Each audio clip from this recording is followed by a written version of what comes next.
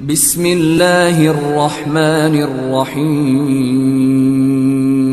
رسول اللہ صلی اللہ علیہ وسلم جب مدینہ تشریف لائے تو پہلے اپنی نانہال اترے جو انصار تھے، اور وہاں آپ نے 16 یا 17 ماہ بیت المقدس کی طرف منہ کر کے نماز پڑھی، اور آپ کی خواہش تھی کہ آپ کا قبلہ بیت اللہ کی طرف ہو۔ جب بیت اللہ کی طرف نماز پڑھنے کا حکم ہو گیا تو سب سے پہلی نماز جو آپ نے بیت اللہ کی طرف پڑھی عصر کی نماز تھی۔ وہاں آپ صلی اللہ علیہ وسلم کے ساتھ لوگوں نے بھی نماز پڑھی۔ پھر آپ کے ساتھ نماز پڑھنے والوں سے ایک آدمی نکلا اور اس کا مسجد بنی حارثہ کی طرف گزر ہوا تو وہ لوگ رکوع میں تھے۔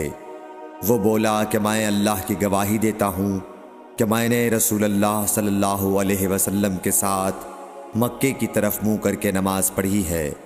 یہ سن کر وہ لوگ اسی حال میں بیت اللہ کی طرف گھوم گئے، اور جب رسول اللہ صلی اللہ علیہ وسلم بیت المقدس کی طرف منہ کر کے نماز پڑھا کرتے تھے، یہودی اور عیسائی خوش ہوتے تھے، مگر جب آپ نے بیت اللہ کی طرف منہ پھیر لیا تو انہیں یہ امر ناگوار ہوا۔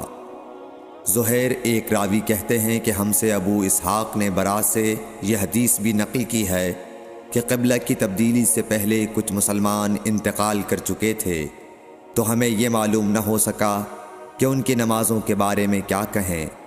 تب اللہ نے یہ آیت نازل کی، وَمَا كَانَ اللَّهُ لِيُضِيعَ إِيمَانَكُمْ، سورہ بقرہ آیت نمبر 143، صحیح بخاری حدیث نمبر 40۔